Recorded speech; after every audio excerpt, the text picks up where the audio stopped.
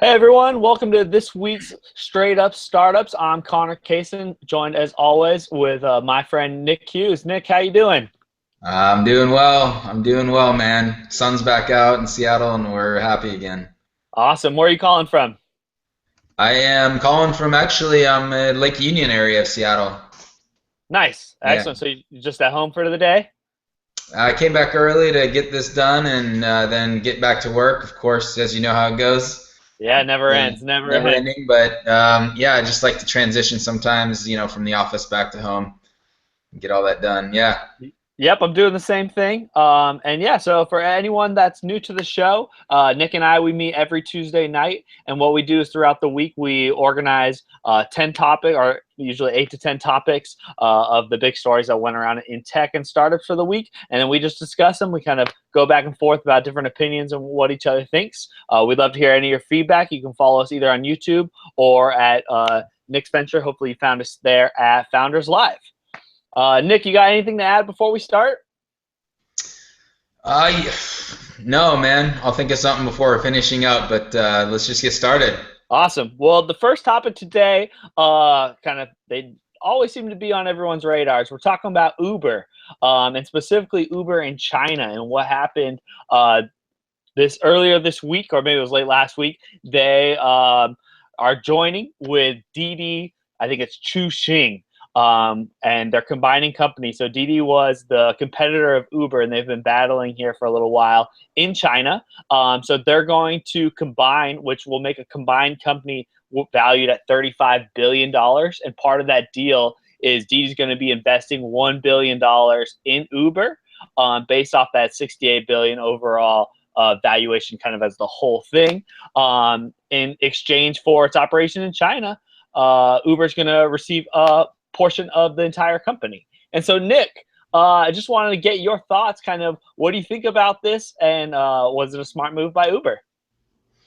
Yeah, I think it was a very smart move by Uber. They basically were burning $1 billion a year, and it really was just you know paying subsidizations, paying drivers more, which is a good thing in the end. But they were bleeding a ton of cash, and I think one of the underlying stories here is that going into China from an American standpoint, whether you're a big company or a startup, is absolutely difficult, if not impossible. And we just saw one of the largest, most high-spending companies in the world right now basically not make it. And so I think that this is their way. They clearly started to think, like, sit down in the boardroom and said, all right, what's our best option? And it smells very similar to the way Yahoo at 10 years ago, maybe more, in some weird way acquired a certain percentage of Alibaba, which turned out to be an incredibly great investment. And I think that that's what Uber's thinking here is that, geez, we could burn billions of dollars more to not get a market share, or we could do a deal, concede that land over there, but basically take ownership. And in the end, I'm calling it right now, in about 5 to 10 years, maybe 10 years, this deal is going to yield them like tens of billions of dollars. So I think it is smart, and they're retreating and going to focus on more the other countries or domestically just bettering their product. Yeah, I completely agree as well. I think the them kind of taking that approach was very surprising when I first read it. It's not what Uber's been doing here in the past year or two, as far as aggressively moving in and out. And really with Travis, the CEO, I was really impressed that he, kind of had the courage to concede and say, you guys know what you're doing it better. They're crushing us, so they're going to partner and kind of be better. All ships rise with the tide. And so I was really impressed that he was able to do that, because I think Travis kind of has this. Maybe it's just a stereotype, but he's kind of like a hard nosed guy, and I thought maybe he was going to duke it out until the end and try to really take over the world.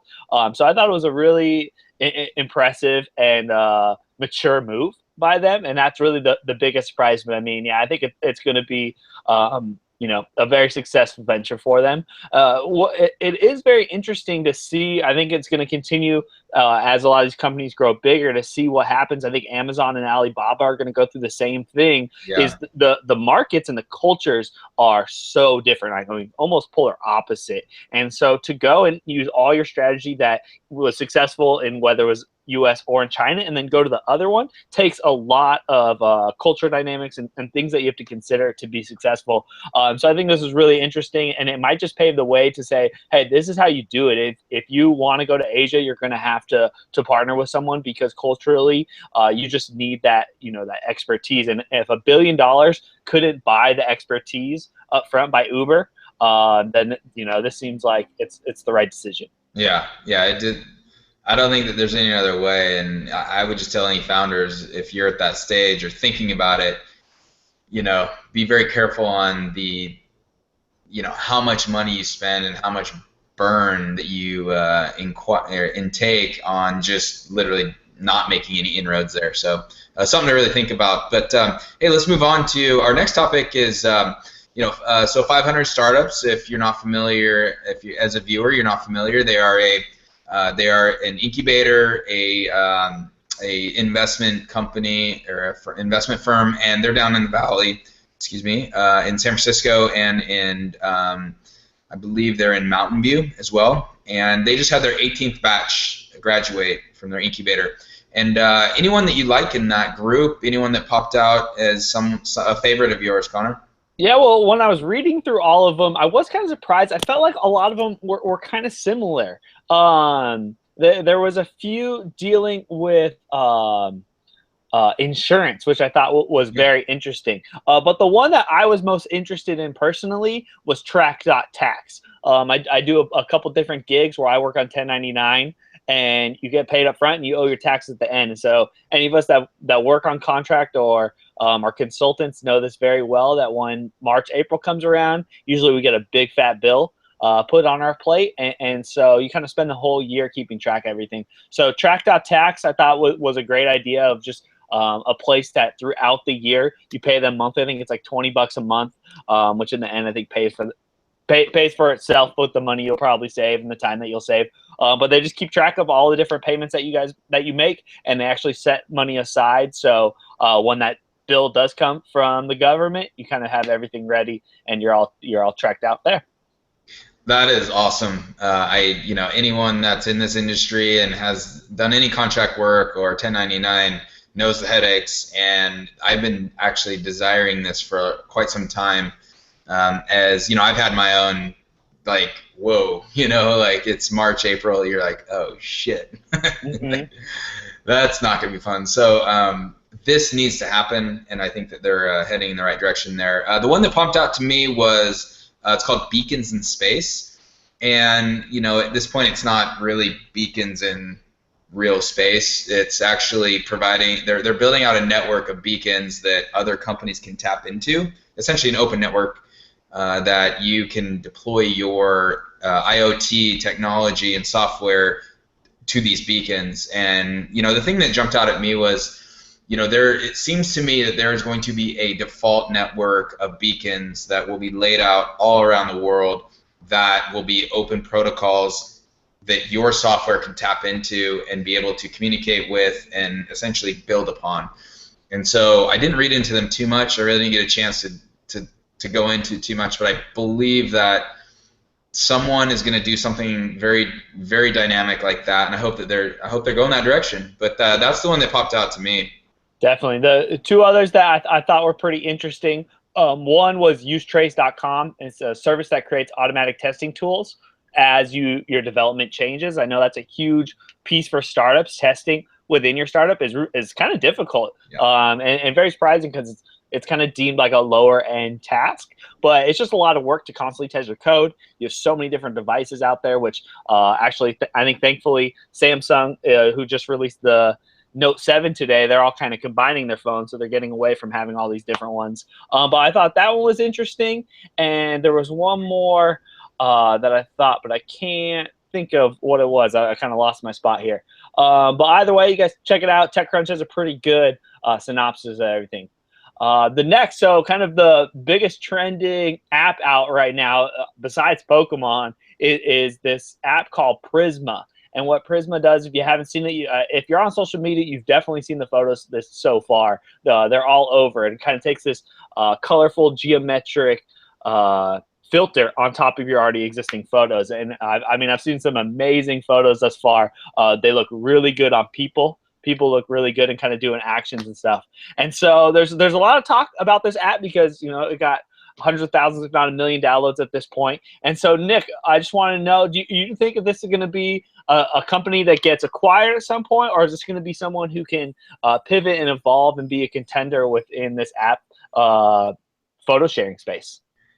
Yeah, so I have a few thoughts on this. One is negative, and I'll come to that in a second. But just to answer your question real quick, I believe that they're probably going to be an acquisition, given the fact that this seems to be like a feature, a very cool and strong feature. But they don't have. I don't use the app at this point, but they don't. It seems to me they don't have a distribution, and like in the article it said they really don't have a feed or anything. They don't have a centralized location to bring people in. It's really just filtering this app, like the pictures, and then sending them across other social platforms. So unless they make a huge turn to where they're creating this space for people to reside in, similar to a Facebook or an Instagram, they're most likely going to get acquired. Secondly, it sounds like they just launched pretty recently, and I would assume that they haven't been at this for 3 to 5 years. Yeah. So the founders are probably just like, hey man, let's flip it for 100 million or whatever the price point is, and that's a good year's worth of work, you know. But just real quick, you know, when this hit our radar, it actually, the article pissed me off because it's the type of article that I hate, and it's why we're doing Founders Live. It's because, dude, the whole freaking article is, oh, are they going to get acquired, or are they going to raise money? And it's just like, you know, it's telling founders the worst. It's putting the worst like perspectives and thoughts and goals into like all these early stage founders. Like the goal is, oh, is the goal now to get written up on TechCrunch? Are they going to get acquired? Or are they going to get funding? So I kind of call bullshit on this entire coverage. But the concept I think you're bringing is like, hey, here's this new app that does certain specific things to pictures. Is it a unique idea? Do you think they'll go the distance, or do you think they'll get acquired? And I already gave my answer, but yeah, I kind of get bullshit on. I'm gonna take a bullshit, you know, for this one. Yeah, no, and I kind of agree with your call out. We're talking about a TechCrunch article specifically. That was it acquisition, or are they gonna raise money and become a company? And it kind of just mentioned Snapchat had bought 2 different companies recently for $100 million each. Brought up Instagram, how once Instagram went on Android, they got by Facebook for $1 billion, and kind of all that craziness. I'm on the same boat as you. It's a feature, right? They made something cool. Filters are all over all the social networks right now, so you can't get beat on that. You're not going to create another photo sharing app. It's just, I mean, no, we need some time, I think, before the next photo sharing app comes. There was a good amount of time between Instagram and then Snapchat came along, and Snapchat was very different and unique. I don't see them. And when that TechCrunch article came out, they were at Facebook headquarters doing kind of a Facebook Live Q&A. So they're going to get bought by Facebook. I think that's, you know, Facebook and Instagram, they're the kind of big players in that space. So I think that's going to happen. And any final words for you? Call them bullshit. Yeah. All right. So, you know, all right. So next one. Has the Twitter blue badge, which is the check mark, has it lost its power? The backstory here is, you know, technewsworld.com had a story on how, and you can find it other places too, but the Twitter check mark, which is an authenticated or validated or verified account, they've now opened it up to everyone, as opposed to before it was a very special, unique, you know, process, and typically celebrities like LeBron James and Donald Trump and others basically had their account verified so others wouldn't pose as, you know, as any sort of fraudulent activity. And so it's now open up to everyone. So what does it mean now? I think this is just kind of a last-ditch effort by Twitter, right? They're trying, even though they have $1 billion in cash, they're just trying to stay relevant.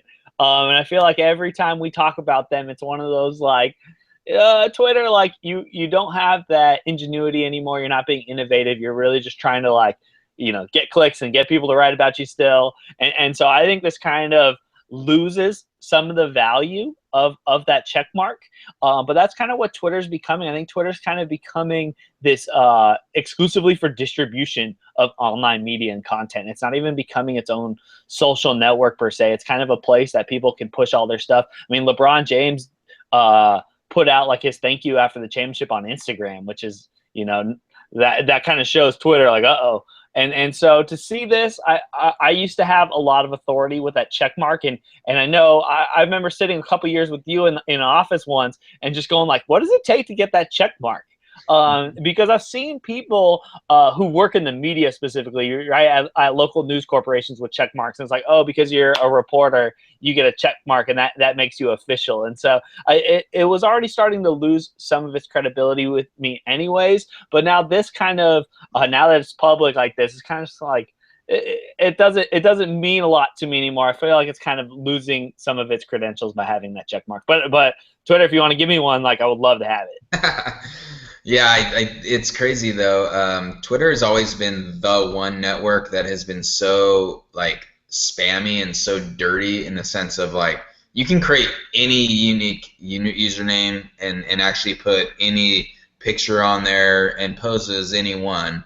So in a way, it's losing a little bit its power, but I still think they're onto something, which is they're creating a mechanism for people, just a little identification that, okay, people have gone through enough layers of authentication that this is the true person. And I think it's still needed, but I totally agree with you that it's like they're like the animal that's flailing around as they're like slowly dying. And, unless something major takes hold, like they just announced, Moments is going to be very, very, very deep information around the Olympics. And I think that is a good try. But dude, I only touch Moments when I accidentally touch it. I only go there when I like, oh shit, I went there, and then I go back. I do not go into Moments. It just doesn't have any value to me. So I feel like this is, all these things right now are Twitter just flailing around, and I don't know. I don't know. I like I'll say this real quick. I still go there all the time. So it is an information network that the one thing that they've done great for almost 10 years now or 8 years is still what they do great, which is surface things that are trending and information. But outside of that, there's not a lot that they've done that's really valuable. Yeah, I agree. It's definitely the best place for like what's going on right at this second when it's trending. I mean, I've been at my apartment and heard loud noises that sound like gunshots or fireworks, and Twitter's where I go because that's where people aren't going to post that on Facebook, and I'm not going to be able to find it relevant like within my neighborhood. But I thought the analogy that you talked about, kind of like the flailing animal, was really interesting, and wanted me to bring up one of the other points that the article made was just about what that check mark kind of does. And you mentioned it gives you the validation that you've gone through the process and they have vetted you and made sure that you are that person, and it kind of gives that credibility. But it also makes you a big target, right? It's one of those things when you put up there, like that makes you a bigger target for hackers. It definitely increases the bullying and kind of the negativity that we all know on the internet come towards you. So it's kind of a big step. Hopefully you're famous enough and it's going to bring value to you. And I'm sure it does have some value to some people. And I think we've all wanted to actually have some of those extra uses on there, but I definitely don't have enough Twitter followers for that to even matter. But I know you brought up the Olympics and Twitter and kind of how we're going to follow there. That's actually part of our next topic. So the United States Olympic Committee, which is more than the International Olympic Committee, so this is just to our country, has been reaching out to big corporations and company saying you can't use the hashtag Rio 2016 and hashtag Road to Rio and hashtag like Team USA 2016. And so they have like copyrights on a bunch of these hashtags. And so it's kind of this big thing.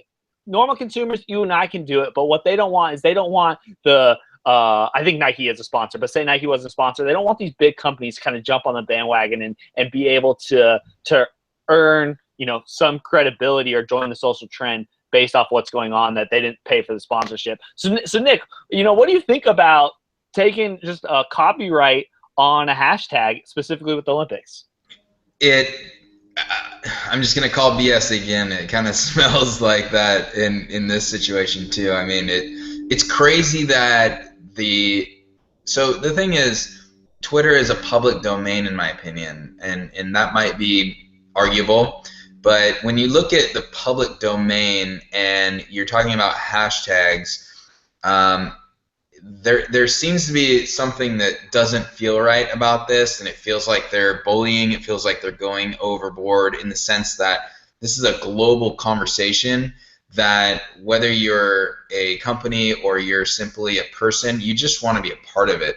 And I totally I really do understand there is an aspect of, I mean, if you correlate this with like, there's just no possible way that, so before Twitter and before social media, when there was Olympics and they showed it on TV, you were a sponsor, you paid to be a part of this whole experience.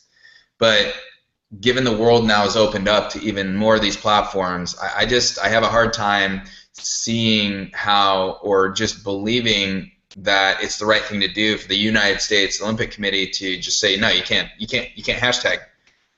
What, you can't do that. Like that to me is bullshit. But I think this is more of a sign of the times, and the way that social media is really ingrained in everything we do now versus what the Olympic Committee could actually say. So the lines are blurred between, what does it mean to be a sponsor? Where does your message reside? And what can you do and what can you not? So, but on general, dude, it kind of smells BS to me. Yeah, I agree again with you on this. Just like it sounds unfair. This whole concept and why social media is so amazing is because anyone can contribute, anyone can go viral, like anyone can be part of the conversation. And so now to say like, hey, brands, like you can't do that, or we're gonna boot you out, or right there's threats if the athletes thank their sponsors while they're in in Rio or in any of the Olympic spots, they're gonna get kicked out. Like I would love that's to. right. I call BS on that too, and that's where it gets real hazy. Is like you have these athletes, which by the way, Olympic athletes don't get paid crap. Like first of all, Olympics they're amateur, so they have to somehow have sponsors and get money. And then these are the sponsors that, if you read the article, they're talking about, we support these athletes through the years. Yes. And then you're telling me that they can't even like mention us right now when they're in the Olympics, that it's partly because we sponsored them, that's why they're there. That's what I have a problem with. Yeah, no, I agree. It's kind of a big issue, and I'm starting to form more of a stronger stance specifically against the Olympics. There's been a lot of stuff out. Just it's very similar to FIFA and the World Cup, just about how they've done deals for who's gotten these events, how people have been treated at these events. Right, hundreds of thousands of people lose their homes, go to jail, get beat up. There's a lot of really big human rights issues with kind of the decisions about where these games are being hosted. It's been kind of a big thing the last 6, 8, 10 years. And so, it's just kind of another thing that gets added onto this Olympics. I think Rio is going to have a ton of controversy. I'm not sure if I'm going to watch on Friday night the opening ceremonies or not. I want to watch, but there's part of me that's just like, I almost don't want to support it because some of these things are out of control. Yeah. All right, so hey, moving on to the next one. This is an article that it's an interesting concept here that we've all heard of, the first mover advantage. And it's funny, like in the startup world, you hear so many pitches where it's like, we're the first to market to do this new thing, and like we're doing XYZ that's different than anyone else in the world, so that's why you need to invest in us. And the question is it better to be the first mover or the smart mover in the market? And the smart mover, just to explain a little bit, is not always the first company to even hit the market and grow. It's the one that realizes the smartest ways to penetrate the market to then actually, in the end, become the market leader. But you were never the first one. You were a fast follower. What do you think? I think it really depends on the stage of your company, and I think that's what's tough about this article is that it's very like big company focused, right? Like when you're in startup and you're in founder mode, like you don't have the time or the resources to go, oh, look what those guys are doing. Like we can do it better and make a full shift, right? Because even if you could do it in a week and make that shift, like it's going to hurt you and you're going to lose what you're going. So for startups and founders in the early stage, I think you have to be first mover. That's where you're going to find your niche. That's how you're going to get any type of success. That's where you're going to kind of get that potential to grow. But if you're a bigger company, right, you have backings of like Ubers and Facebooks and all, or even venture backed startups, then you have a little bit more flexibility to say, oh, look at this new space. There is a market there. These guys have proven there's a market. Now we can dedicate some resources to going that direction. And so I think that's kind of the big dynamic here that I wanted to clarify. It's just it really depends on your stance. But I would say for starters, or if you're a startup, that the best place to be is first mover. And you need that advantage to say, we found a niche and a market. I mean, look at Dollar Shave Club. They figured it out. They're the first ones were like subscription with these razors. We're going to hit it really hard. They did really unique advertising and marketing ploys. And then it wasn't Johnson and Johnson. It was one of the other companies, had to buy them for $1 billion because they couldn't even move to catch up to where they were because they were there first and they grew so quickly and they kind of got their name out there. So it's just a different dynamic between where you are as a company. Yeah, first mover versus follower, or if you want to call it smart mover. I think that's the point of this article, and I'm going to counter you a little bit with, there's scenarios where startups can be first movers, prove the market, and then a smarter, bigger, more well-funded can come in and just smash and win it. And that happens, right? And not to say it happens all the time, and that's a rule of thumb, but it happens. And so I will take the stance of it's better to be a smart mover in the sense that you, as a company, you might even be the startup, that it's okay to actually look at a market and not have to recreate everything. And you say, hey, look, we're going towards that market. We've seen for the last 1 to 2 years, these XYZ companies go in there and they're doing this. We're going to do it smarter and we're going to do it better. And so I think that a smarter, fast follower position is more advantageous than just being the first to the market. And that's where I would make a message to say, you don't just have to be the first one. You just, like in any category winner, you look at like social platforms, the search, for instance, Uber was not first to the market, and they were a very, very smart, fast, well-funded mover. So you can, as a startup, it's okay. I would just caveat it by saying that you have to be smarter and you have to move at some point faster. But So you don't always have to be first. Yeah, to make the connection kind of to our earlier topic, I mean, look what happens in China. Plenty of these companies, we wait, see something good, and then they make quick moves and smart moves that apply to their geographic location and kind of how everything works differently culturally on the other side of the world. And they, that's Didi beats Uber, right? Because Right. they were smarter in that market and they made better moves. You could go either way. You definitely can go either way. But on to the next one. You shared this, Nick, and I thought it was great. It's by an author. Her name is Elizabeth Yin. And when I was doing some research on her, she's a partner at 500 Startups. Previously co-founded a company called LaunchBit, was acquired in 2014. She worked at Google, works in the Bay Area, and she wrote a Medium post. It's called Bringing Transparency to Seed Investing. That's kind of what her whole topic is always about. And so this specific article was the title was, If Your VC Meeting Feels Like It Went Well, It Really Did It. And so, Nick, I want to start off, what do great investor meetings feel like? Ooh, that's such a good question, and I loved this. I loved this article and this blog post specifically because this is a very, very counterintuitive thing that most rookie founders don't necessarily get, and actually founders that have been around a while and they're pitching investors don't really get. And what she's saying is this: is that when a great investor pitch is going well, it's actually very intense. It's actually a lot. They're asking you very tough questions. if they're interested, if an investor is very interested, whether it's the first pitch meeting or you're in like a full Monday morning large firm meeting where you're pitching all the team, they are going to grill you. If you're feeling very insecure, if you're feeling very like frightened or have some anxiety because they're nailing you with questions, that's a very good sign. What she's pointing out is if you go into a meeting and it's all just pretty casual and they're kind of making you feel good and then man, it's just like this is easy, and you walk out and you're like, that meeting went well. Her point is, no, it didn't, because you're going to get an email about 2 days later that says, hey, we've decided to pass. It's not in our wheelhouse. Keep us in the loop, and we'll talk in another year. And the founder's like, what the hell just happened? Well, it's because she breaks it down. You should definitely read it. Anyone that's watching this, she breaks it down and really just says like, here's the 3 to 4 things that they actually are passing on. And it's a lot of times they're just not going to say it in the person. And I think it's a very good thing that she's writing this, and for any founder to understand, like, it's counterintuitive. If you feel uncomfortable and you're like, holy crap, this sucks as a meeting, it's actually good because they're very interested.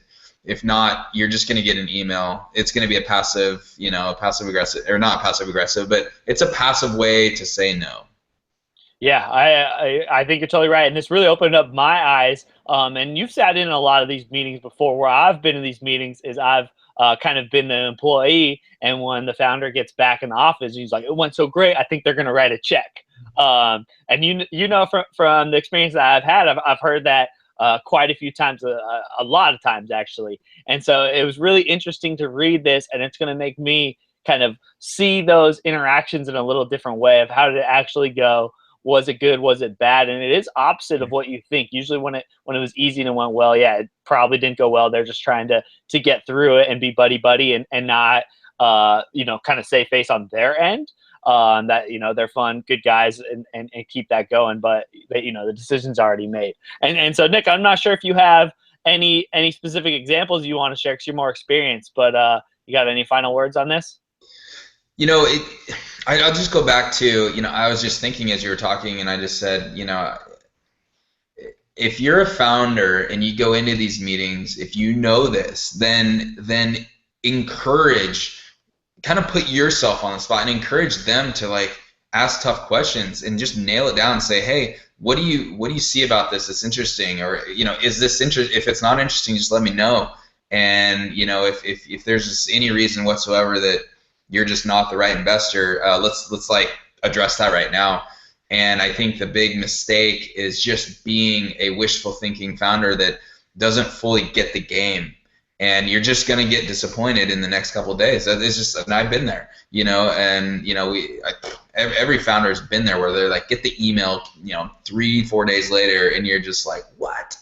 But if you take ownership of that in interaction, you can squash that. You can walk out knowing like, oh man, that went great, or oh man, that didn't. But I think it's just a matter of taking control and really understanding what the dynamics are. Yeah, but before we transition, I had a question for you just about the follow-up process, right? So you have the meeting with the founder, right? And usually, it's like a 48-hour buffer, kind of like almost any other sales pitch. But is there any signs that happen in those 48 hours that kind of hint to you whether it was going good or bad? Like, do good investments that get checks at any, whether it's seed, VC level, that they follow up and ask for more information?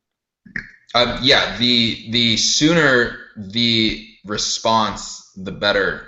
And that's in general. But if you've had a meeting with an investor and let's say within 6 to 12 hours they are emailing you back saying something of requesting more information, asking, or even asking if they could introduce you to someone else that maybe they co-invest with. If there's any sort of, I'm gonna take this next step, that's a good sign.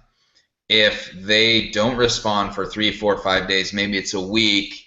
And by the way, as a founder, you definitely should respond the next day and say, hey, thank you for your time. Let me know if you need more materials. Here's what I'm planning on doing.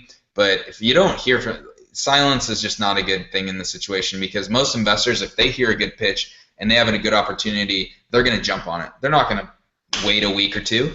So yeah, I would just say silence is not the best, is definitely a bad sign, and any sort of follow-up requests or action within 6 to 12 hours is a very good sign. Yeah. So all right, last one here, last topic.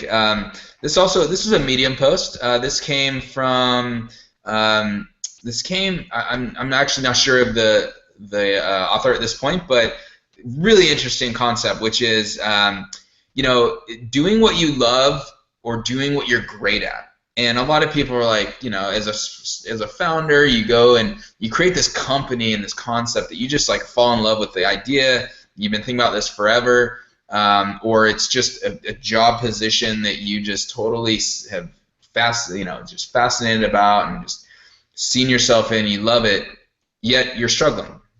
And what about the natural talents that you've been given, whether they are sales, whether they are a developer or a designer or management of some sort, but it might not be the thing that fully invigorates you.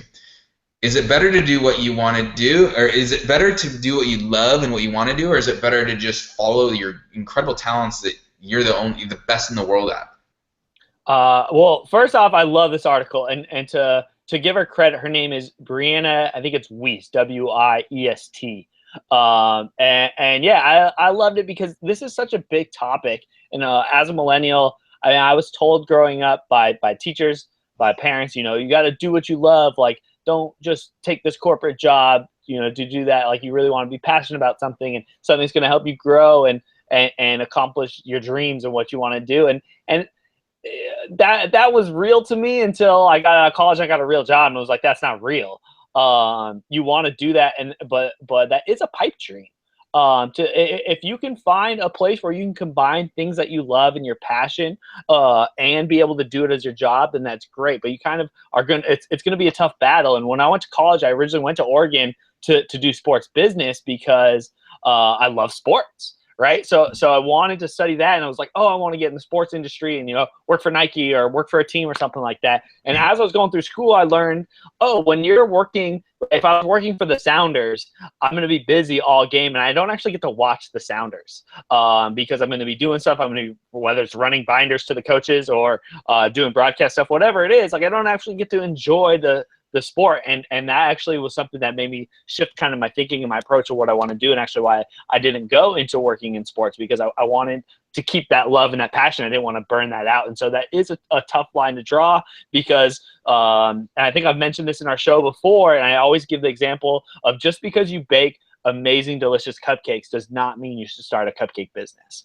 Because once you start the business, you're dealing with all the other things that don't have to deal with baking cupcakes, and you get away from your passion and what you love. And so that's a steep slope to be stuck on. But if you can find something that you're passionate about and you can do that as your job and you can make a living, 100% go for it, because you'll be so much more successful. And you'll want to wake up in the morning and get to work and kind of be great. And I think that is what is so inspiring about our entrepreneurial community and this whole concept of entrepreneurship that's bigger than it's ever been. And it is the American dream, just going out and starting something that you own and you can take credit for and build because you love it.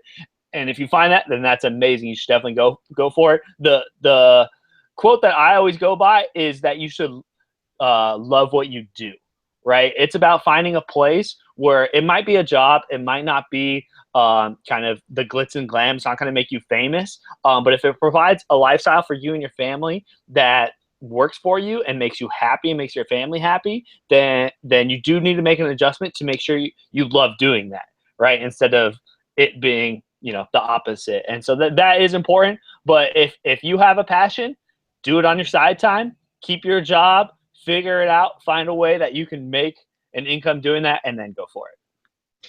Yeah, that's a very good point. And where I came from on this topic was it is such a hot topic, and it's one of those where part of for me anyway, part of myself is like, yeah, of course, do what you love. You gotta follow your passions.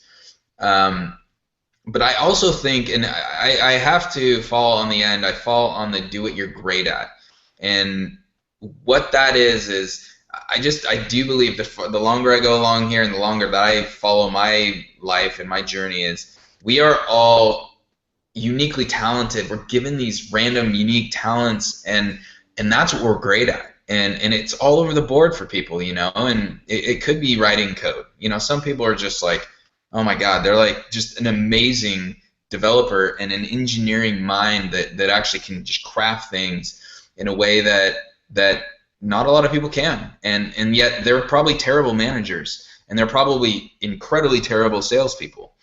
And then there's the opposite of that. And what really I think is a key thing for people is find out what you're great at and do a lot of self-introspection, and also like asking like a 360 degree feedback system, and find out what people have figured out that you are incredibly good at, and then follow that. And I think in the end you'll start loving what you're doing, or at least like you'll really find where those fully connect.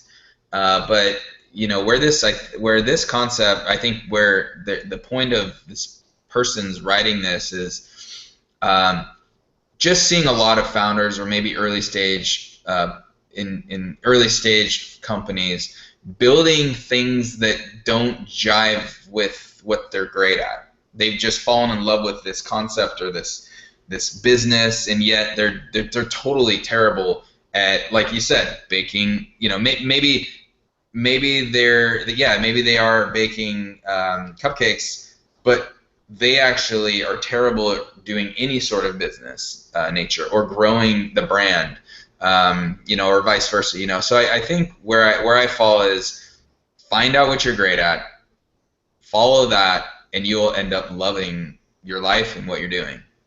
Yeah, I think that's a great point, and that is kind of the synopsis that Brianna had here. And yeah, the thing that she says that really resonated, lastly, to kind of finish it off, she said, if everybody did what they loved, then the important things wouldn't get done. And I think that was kind of a home run statement for her. It was like, yeah, if we were all, you know, doing whatever, drinking coffee and not working, you know, none of those important things, the hard work would get done, because we'd all just be sitting on the beach, you know, not doing much.